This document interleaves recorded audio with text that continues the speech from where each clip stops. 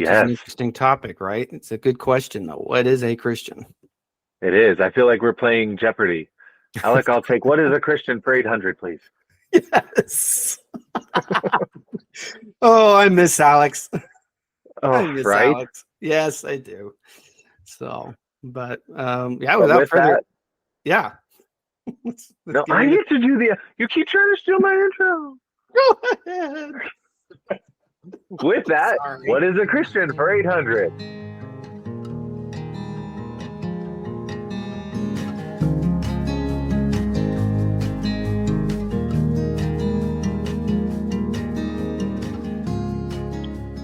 All right, here we are for another episode of Bearded Bible Brothers. I am the bearded Matt Crosswhite, And joined by I'm the bearded Josiah Marshall. No, yep. I get to introduce you. You don't get to introduce yourself. Good gracious, man. Sorry.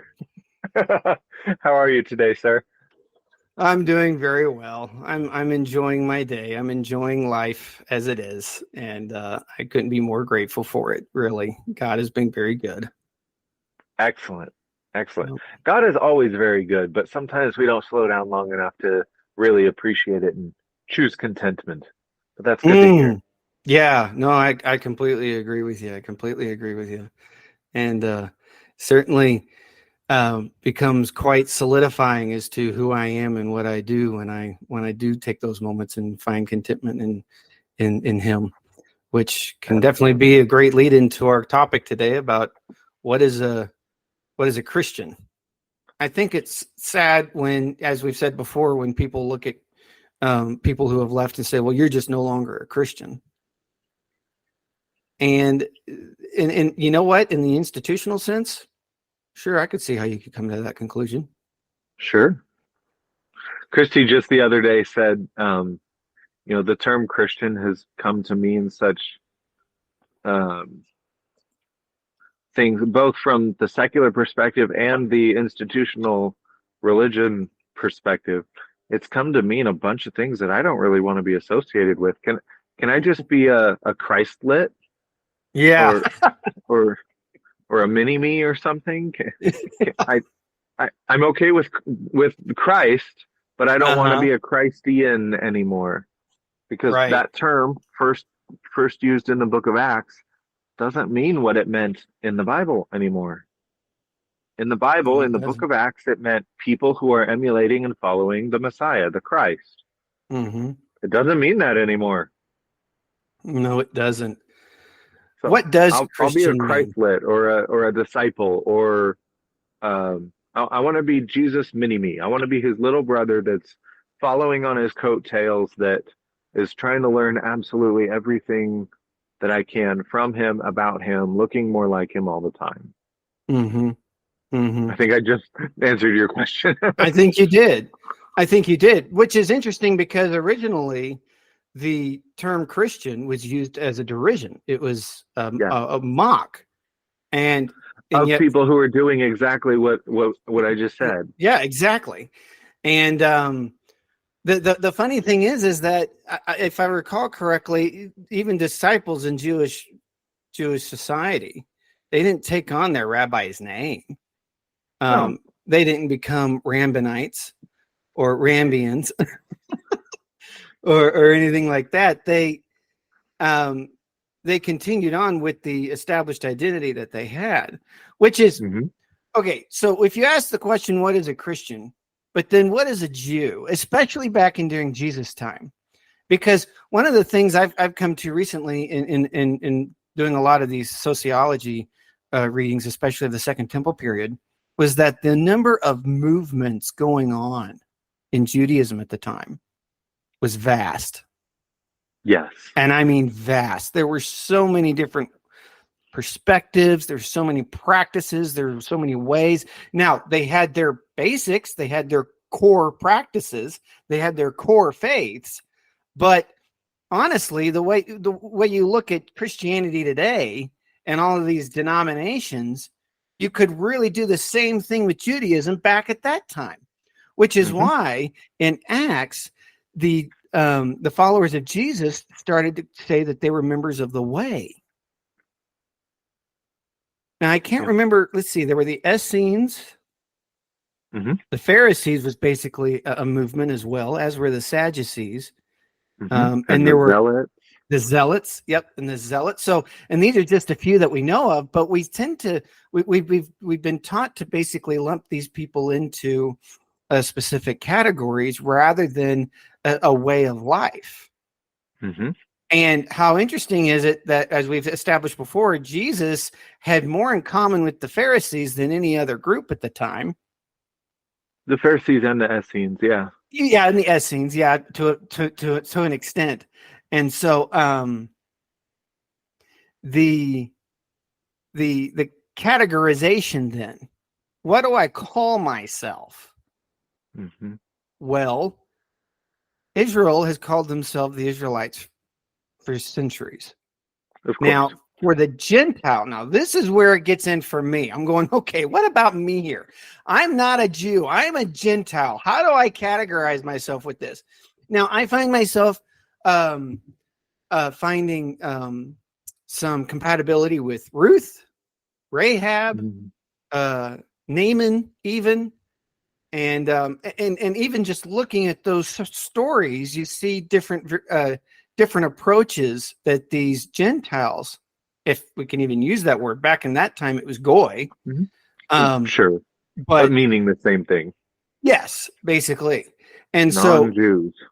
right, and so how did Rahab react? Well, hers was out of a fear of God, Hmm. and because of her fear of God and what she said to those spies, not only was her family saved, but as it reads, she moved to the outskirts of the camp. And then as you go farther into Joshua, you realize at some point she moves from the outskirts, which was actually very common. There was a great deal of, even when they were going through the wilderness, there was a great deal of goys, Gentiles, non-Jews, whatever you want to call them, that were encamping or outside of them, such as merchants Hmm. or other travelers, because it was safer to travel with people than alone, right? And so, but eventually, the language you find in Joshua is that she comes into the camp. Now, with Ruth, it's a bit more direct, right? Yeah. And it is very direct. I am making a verbal commitment, which would indicate an emotional one, a volitional one, a physical one, a very physical one, even what with the commitment that she voiced to Naomi. But Naaman, Naaman's the interesting one here. He's the I'm interesting glad you variable brought here. him up. It is so fascinating to look at this guy and realize, okay, not only does he come to Israel seeking healing, but when you look at his social status, I know we've talked about him before one time before, but to really dig into this a little bit more, he was in a high political position back home, Yes. right? Here he's coming to Israel. He's even sent a messenger ahead of him by the king saying, "Here, please take care of my guy Naaman. He's not doing so hot. Please, king of Israel, do something." And the king's going, "What am I supposed to do? Yeah. He expects me to do this?" And then I can't remember who it was, says, "Well, why don't you send him to Elijah?" Okay, we'll send him to Elisha. And so sends him to Elijah, and Elisha tells him what to go do.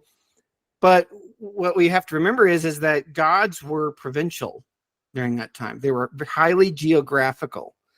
So Yes. there was this very clear understanding that there were certain gods over certain areas of land. And so the idea that he's told to go dip in the Yarden or the Jordan, you go, ooh, you can almost imagine the reaction he's going through, going, that's a very specific body of water that's been associated with a very specific God. Hmm. I can imagine some of this. Now, I can't say this And that's definitively. and that's the idea behind it. But what the text actually reads is, this is a muddy, dirty water. We have better rivers than this back home. Why couldn't I Right. have bathed there? I was going to But go into that you're too. right. Right. It's because of the deity over that land where the Yarden flows through. It's about the Mm-hmm. deity, not the cleanliness of the water. Exactly. Exactly. And so there's a spiritual nuance to this. There's a literal nuance to this. I mean, it's all on all of the spectrums. But the piece that when you finally see him do it and he comes out and he realizes, wow, this actually happened. Yeah, it worked. He's met with a few realities, right? One, the reality of the gods that I've been worshiping and the ones I've been going to for healing couldn't do squat. Now I'm presented with a God, too, who not only did squat, he's literally changed my life. Yes. Right? So 3, we get him going to Elisha saying, here, please take all these gifts. No, I don't want any of it. Then please give me something. Please let me take some land back with me. Because again, we're going into that geographical thing, right? But here he is taking land out of Israel, going back to his homeland, and he's still worshiping God. Now, Abraham, his trust in God was credited him as righteousness. And here's Naaman going back to his land, worshiping God, even getting to the point of even saying to Elisha, you know what, I've got, so I have to technically go, because of my political office, I have to go to these temples and I've got to go through these motions. And he's basically asking Elisha, is God going to judge me for this? I want him to know what's going on in my heart. And Elisha sends him on his way in peace. Yes. Be at peace, Naaman. Be at peace. And so here we are, you and me, living in the United States, far away from the land of Israel. Actually, before you make a modern connection, okay, I want to connect those two that you just brought up, Naaman and Abraham. Before Abraham got a covenant from God, he wasn't a Jew. No, he wasn't. He wasn't an Israelite. No, and even the word Hebrew means crossed over. Of course. He was from Ur of the Chaldeans, which would later become Babylon. Mm-hmm. Even at the time, it was Babel, where the Tower of Genesis 11 happened. And then we find him in Genesis 12, the very next chapter. Mm-hmm. So he's another non-Jew, non-Israelite, random dude that becomes redeemed because he enters into relationship with God, because God initiates. Mm-hmm. And they have covenant and they have relationship, and his faith was counted to him as righteousness. Mm-hmm. So there's actually a lot of parallel between Abraham and Naaman, not just they were counted righteous because of their belief and their faith. Right. Exactly. And Naaman doesn't become a Jew. He doesn't move into the tribes like you were describing. Ruth does. He goes back home to Assyria. He continues to serve the king or emperor or whatever of Assyria. Mm-hmm. Mm-hmm. Even escorting him into pagan temples. Yep. But he goes righteous. He does. And here's the interesting part about this is that Paul even goes into a discussion about food sacrificed to idols. Yeah. And even Jesus says it's not what goes into a man. It's not where he's at. Even. And I'm not saying that's what Jesus said, but if it's not what's going into a man, then why would we say that it's where he's at that's really making a change and making a difference in his life and affecting him?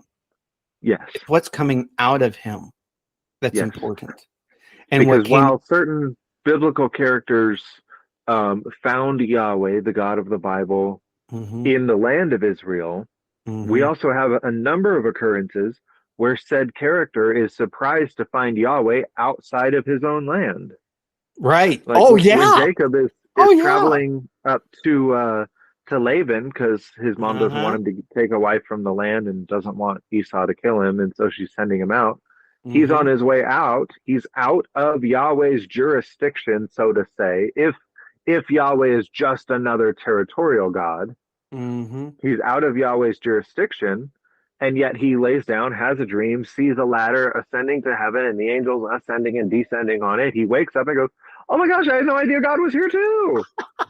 This is fantastic." And he sets up a rock on its end. I believe he anoints it with oil, and he calls it the house of God. Right. Because God is here too, not just there.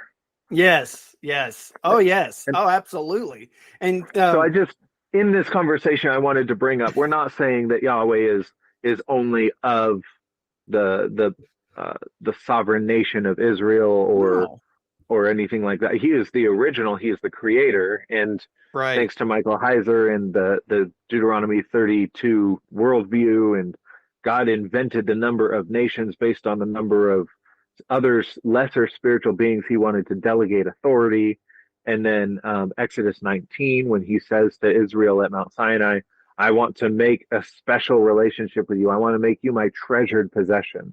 I Yeah. delegated responsibility of all the other nations to my office workers, basically to the angels. But I Hmm. want to have personal relationship with you. Yes. Yes. And so one other character that's coming to mind is Jonah. Yeah. He runs. Now, here's an interesting question though. So the sailors are all crying out to their own gods and they're telling Jonah to do the same. After they toss Jonah over, what do? Well, the storm calms instantly, and they start Yep. worshiping Yahweh. There you're worshiping Yahweh. So it would have been nice if Scripture had given us a little bit more visualization, really, of say Naaman and what his life was like back in Assyria, or even these sailors' life after they met Mm, Yahweh. But here we are.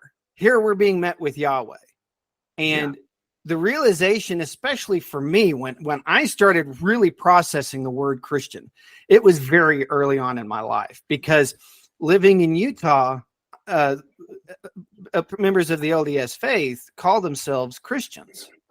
Yes, I And do. Dallas Jenkins, and his work with The Chosen, his work with a lot of LDS members have definitely put it back into an area of just general society of wondering what position do these people hold. Now, that's not what I'm talking about here, but what I am Right. bringing up is the word Christian.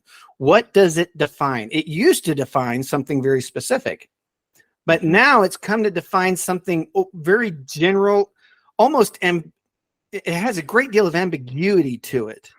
It sure And does. so I'll be honest, as what we were talking about in our previous topic, de-churched, when I left the church, the institution of church. Now that's not to say my wife and I have stopped contending altogether. We actually go to a little tiny church in our area that we've come to really enjoy, and it's just got some great people that we enjoy sitting down with and talking with. But when I left, I started having people ask me, what are you? And I just kept saying Christian, but it just bothered me to my core because here I was no longer finding that word efficient. Hmm. Now, am I a follower of Jesus? I find great deal of meaning and value in that phrase. Yes, I am a follower of Jesus. I'm also a disciple of Jesus. I'm a Yes. son of God that follows after Yeshua. I am a disciple of Jesus. Am I a member of the way? Sure, we could even go back into the Second Temple. But one phrase that a few years ago that kind of struck me is when I was looking at Messianic Judaism. Mm. Because if Jesus is a Jew, here was basically my deductive reasoning on this. If Jesus is a Jew and he did not toss his Jewishness away, Right. and neither did his followers, and that makes Right. them Messianic Jews, which would then be a movement classifier, right? Probably a sociological movement classifier of some kind. Hmm. Then why would I use a word that would take me out of that? So if I'm not a Jew, I'm more of a Gentile, but yet I still follow Jesus, and I would put myself in not only biblical agreement, but even in just basic agreement with Messianic Judaism, then I started realizing Messianic Gentile would fit quite well, right? But Yeah. there is with anything, with anything, there are groups of people that have taken such a phrase and gone some varying ways with it. And Yeah. I've read some of those materials, and I'm going, okay, I can see where some of this is going, but really this has nothing to do with doctrine. or even dogma for that matter. This has everything to do with what I would call more of a, I wouldn't even say ethnic, but what's my wife would know this. She does all of these surveys. She worked with statistics, but that would fall into a certain demographic if Sure. if I was to say that, because I think about Naaman, and I think about what would have been for him had he been presented with the person of Yeshua. Mm. Would he have still lived in Assyria? Probably, because he still went back to Assyria even after meeting Yahweh. What would he have been then? Okay, I'll say it. African American or black? I have had so many of my friends, my black friends, who say, you know what? I am not African American. I'm not from Africa. I'm Sure. from here. I was born here. I'm several generations here. I'm not from Yep. Africa anymore. And Yep.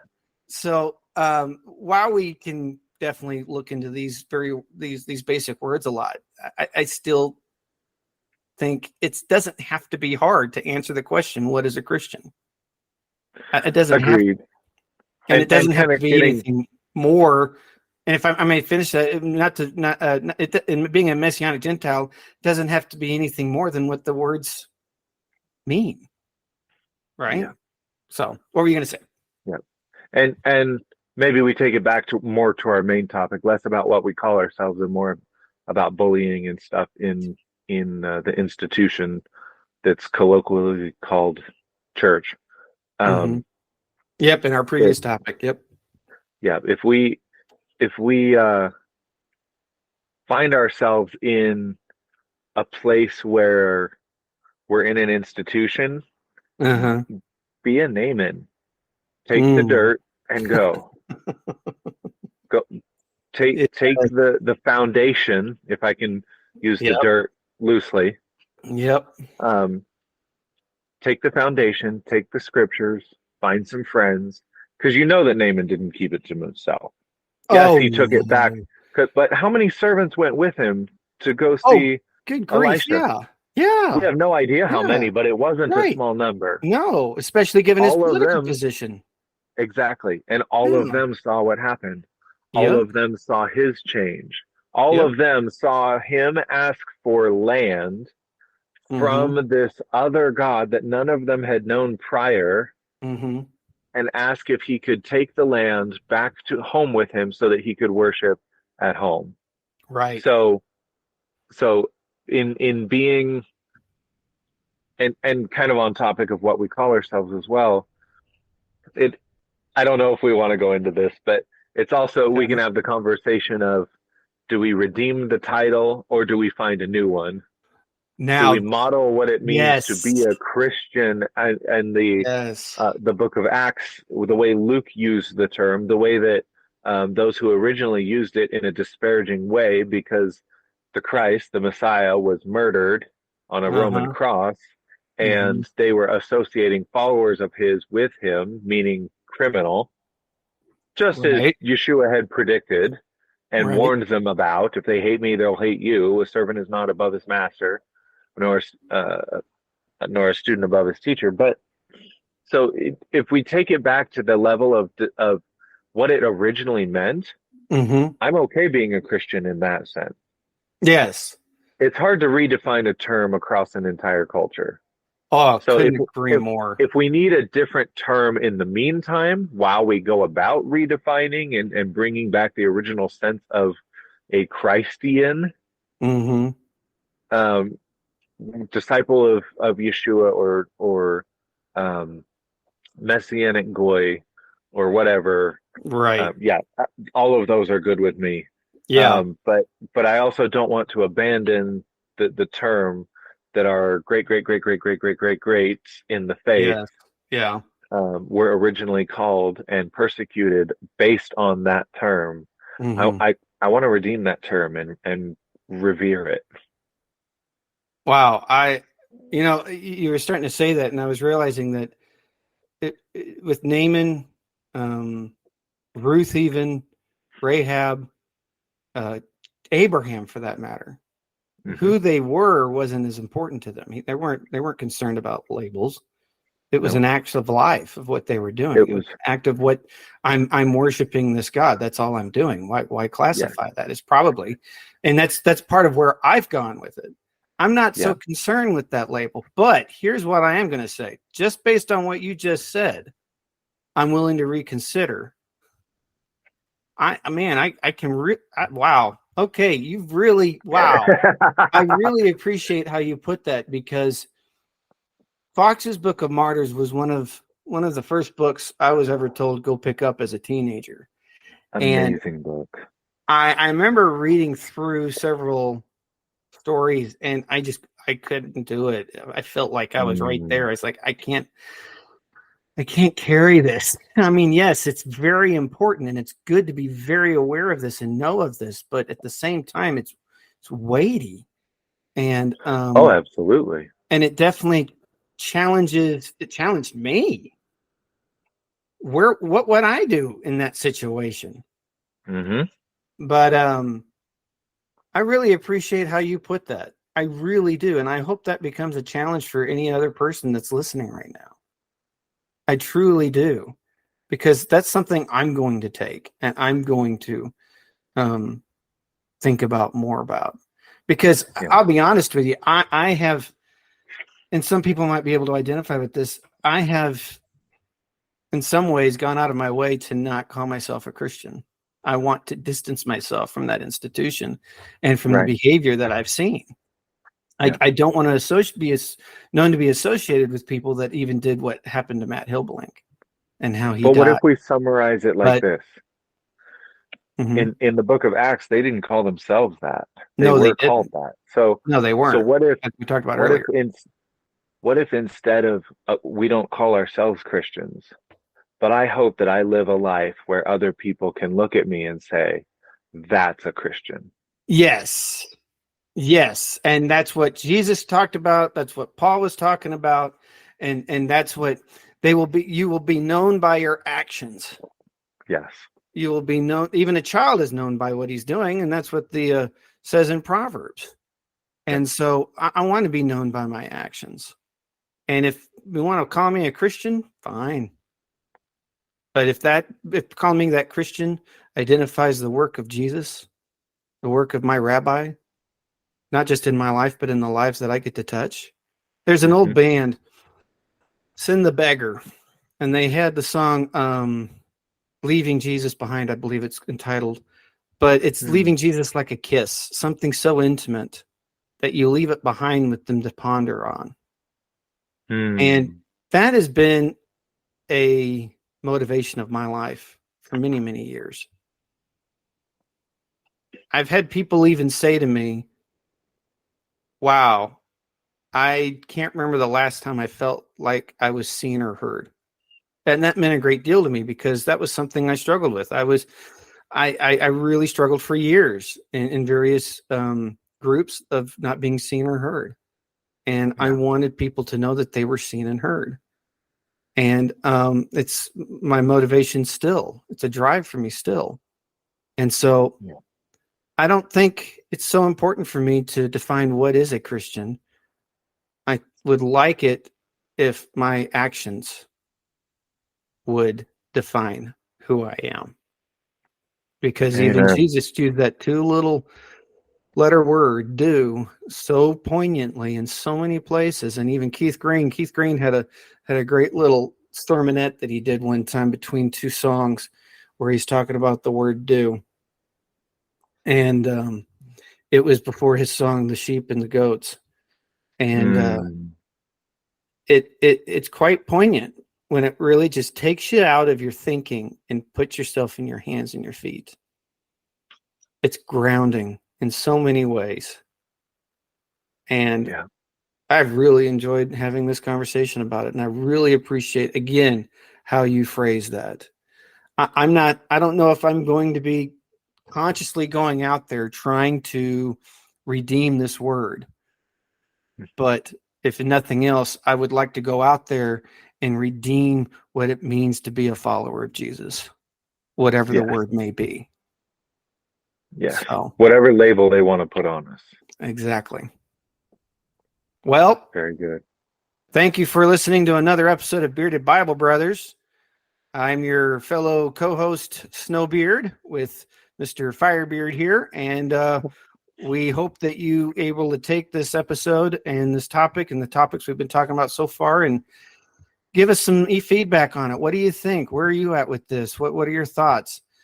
Please feel free to email us at beardedbiblebrothers@gmail.com. And until next time, keep reading your Bible.